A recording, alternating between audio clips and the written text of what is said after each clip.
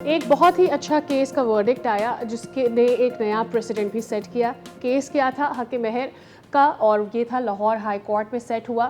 حق مہر صرف نکاح نامے میں درج ایک رقم نہیں ہے بلکہ بیوی کا قانونی اور شرعی حق بھی ہے.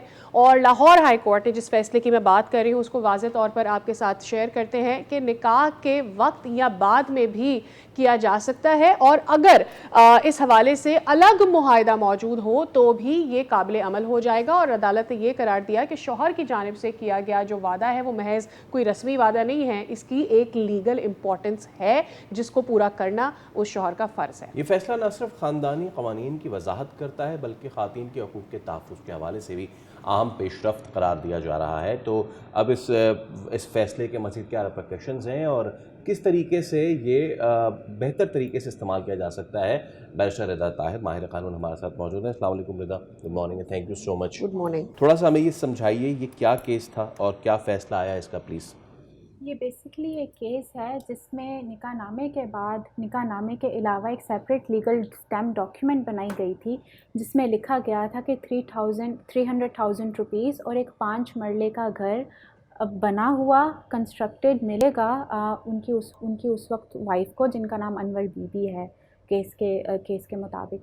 تو جب ان کی میرج ڈسولوشن آف ان کی میرج ہوئی تو ان کے ایکس ہسبینڈ نے پھر یہ کہا کہ کیونکہ it was not part of the nikah nama تو this is not your legal right, یا یہ ایک فورجڈ ڈاکیومنٹ ہے. تو ٹرائل کورٹ نے ساری ایویڈنس دیکھنے کے بعد یہ رولنگ دی کہ this is the right of the woman, کیونکہ یہ جو حق مہر ہے ضروری نہیں ہے کہ یہ صرف نکاح نامہ میں لکھا جائے، یہ شادی سے پہلے، شادی کے وقت یا شادی کے بعد بھی ایک خاتون کو دیا جا سکتا ہے، نکاح کے بعد بھی دیا جا سکتا ہے، اور یہ ایک سیپریٹ لیگل ڈاکیومنٹ میں بھی اسٹیپولیٹ کر کے دیا جا سکتا ہے ایز این ایڈیشنل.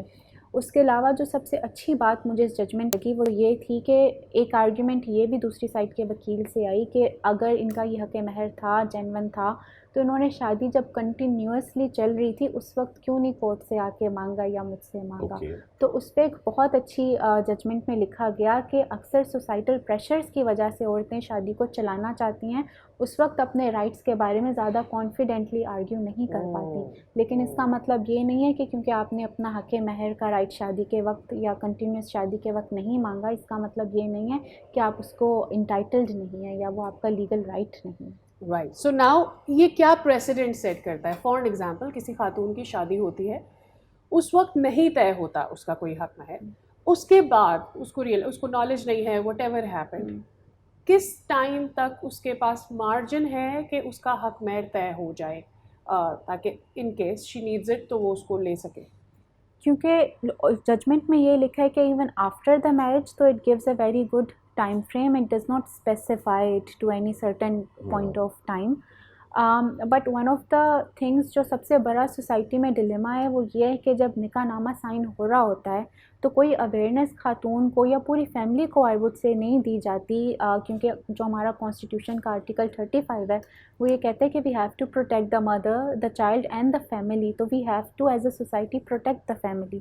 جب ہم شادی کے وقت فیملیز کو، ہسبینڈ کو، وائف کو، ان کے پورے گھر کو اویئرنیس دیتے ہیں کہ یہ نکاح نامہ کیا کہتا ہے، کس طریقے سے خواتین کو امپاور کرتا ہے، اور یہ ان کا رائٹ ہے. Nikah nama is a contract and in that contract both of the parties can specify کہ ان کو کیا انٹائٹلمنٹس چاہیے اپنے حق مہر کے لیے، اپنے مینٹیننس کے حساب سے. تو ہم جتنا امپاور کریں گے اتنی فیملیز اچھا اسموتھلی رن کریں گی ان دا فیوچر. آپ نے بات کی کہ اس اسپیسیفک کیس میں مہر میں مینشن نہیں تھا، ایک الگ سے ڈاکیومنٹ میں مینشن تھا. اچھا، now for that document to be accepted as legal, کیا وہ ایک سادہ کاغذ پہ ہو سکتا ہے؟ وہ ڈاکیومنٹ کورٹ نے کیسے لیگل مانا، اس کی کیا پریریکوزٹ تھی، اگر آپ ہمیں بتا سکیں تو؟ سو بیسکلی نکاح نامہ کے اندر نہیں لکھا گیا تھا جہاں پہ یوزلی حق مہر لکھا جاتا ہے، بلکہ ایک سیپریٹ اسٹیمپ پیپر کے اوپر ڈاکیومنٹیشن بنی تھی. لیکن ان کے ایکس ہسبینڈ نے یہ تک آرگیو کیا کہ یہ اسٹیمپ پیپر پہ ہے، یہ ای اسٹیمپ پہ نہیں ہے، اینڈ انہوں نے ٹرائل کورٹ کے وقت ریفیوز کر دیا اپنے تھمب امپریشن کا، سگنیچر کا فورینزک کروانے میں، جس میں یہ بھی پھر ججمنٹ میں لکھا گیا کہ it tells you that he is being unreasonable because وہ ایکسیپٹ ہی نہیں کر رہے کہ ان کا فورینزک ہو یا ان کے تھمب امپریشنز ہوں. پر ٹرائل کورٹ نے سب ایویڈنس کو دیکھتے ہوئے اور ایون اس وقت جو گواہ تھے جنہوں نے جو اس وقت پریزنٹ تھے انہوں نے بھی کورٹ میں آ کے ٹیسٹمنی دی کہ یہ ویلڈلی کیا گیا تھا. ایک اور آرگیومنٹ انہوں نے ریز کیا کہ یہ اسٹیمپ پیپر سادہ تھا, ای اسٹیمپ نہیں تھا, بٹ ایون وہ بھی لاہور ہائی کورٹ نے آرگیومنٹ ریفیوز کر دی بیکاز وٹنسز کی ٹیسٹمنی ہو گئی تھی, فورینزک کا کہا گیا تھا, تھم امپریشن کی بات تھی, سگنیچر کی بات تھی. تو پرٹیکولرلی اس کیس میں ایویڈنس بہت اچھی تھی. اکثر کیسز میں یہ پرابلمٹک چیز ہوتی ہے کہ اورل کانٹریکٹ کہا جاتا ہے, لیکن اورل کانٹریکٹ بھی ویلڈ ہے because nikah nama is a contract, so even that can be valid depending on the circumstances in case of oral commitment کیا وٹنسز کو پیش ہونا ہوگا اور وٹنسز کی بات کو کیا مانا جائے گا؟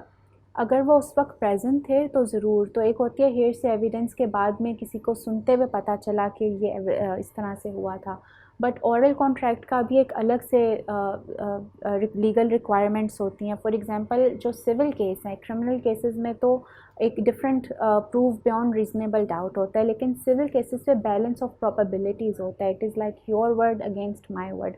بیلنس آف پروبیبلٹیز کے اوپر ڈیسائیڈ کیا جاتا ہے کہ از اٹ مور پروبیبل اور ناٹ کہ جو اسٹیٹمنٹ کمپلیننٹ لے کر آ رہا ہے دیٹ از ٹرو. تو it depends on the circumstances of the case entirely. تھوڑی سی اور اس میں کلیئرٹی لے لیتے ہیں. نکاح نامے میں تو اسی وقت حق مہر کا تعین ہو جاتا ہے. اب وہ اس میں معاف کر دے یا وہ پھر جو آپ کی بیوی ہے اس پہ ڈپینڈ کرتا ہے, ٹھیک ہے. لیکن جیسے کہ یہ الگ سے ایک ڈاکیومنٹ ہے, اب اس ڈاکیومنٹ کا اسی وقت ہونا, نکاح کے وقت سائن ہونا مینڈیٹری ہے. نکاح کے بعد بھی اگر اس طرح کی کوئی چیز ہوتی تو will that be considered as حق مہر یا پھر will that be considered as a gift? That will be considered as a حق مہر. لیکن شادی کے وقت اگر اسٹیپولیٹ آپ نے پرٹیکولرلی کیا ہے کہ یہ حق مہر ہے, لیکن ہمارے پاس سپریم کورٹ کی بہت اچھی ججمنٹس ہیں جو یہ کہتی ہیں کہ برائڈل گفٹس جو ایک برائڈ کو دیے جاتے ہیں وہ اس کا لیگل رائٹ ہوتا ہے, وہ اس کی لیگل پراپرٹی ہوتی ہے. So even if some one is a woman is getting some thing as a bridal gift, وہ اس کی پراپرٹی ہی ہے. میں نے اکثر یہ دیکھا ہے وکٹمز جب میرے پاس آتے ہیں تو وہ یہ کہتے ہیں کہ ہمیں کمپرومائز کرنا ہے, بٹ میں انہیں یہی کہتی ہوں کہ آپ کو کمپرومائز کرنے کی ضرورت نہیں ہے. آپ کو اپنا زیور, اپنی جویلری اگر واپس چاہیے, اگر وہ برائڈل گفٹ تھے تو وہ آپ کا حق ہے. You don't have to compromise when it is your legal right. When the law is empowering you, then you do not have to compromise over that. You have to fight for your right. And that goes for both sides, right? جو بھی bride کے یا groom کے gifts ہیں that stays with them, اس کے اوپر کسی کو compromise کرنے کی ضرورت نہیں ہے. Now comes 1 منٹ ہے ہمارے پاس and we would like کہ آپ اسے بتا, عورتیں شادی کرتے وقت حق مہر کے لیے کیا خیال رکھیں نکاح ہونے سے پہلے؟ آئی تھنک اکثر جو ہماری سوسائٹی میں ہم دیکھتے ہیں وہ یہی ہوتا ہے کہ کوئی عورت سے پوچھتا نہیں ہے شادی سے پہلے کہ آپ کو کیا اپنے لیگل رائٹس چاہیے.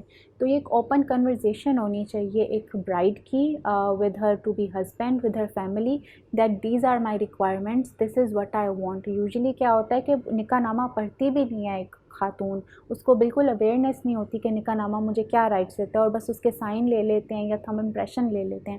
سو once we give that awareness in the society کہ nikah nama is a very empowering document, it will make things better. Thank you so much, بہت شکریہ آپ کی تشریف لانے کے لیے اور to clarify all the things. Subscribe کریں اور بیل دبائیں تاکہ کوئی خبر رہ نہ جائے.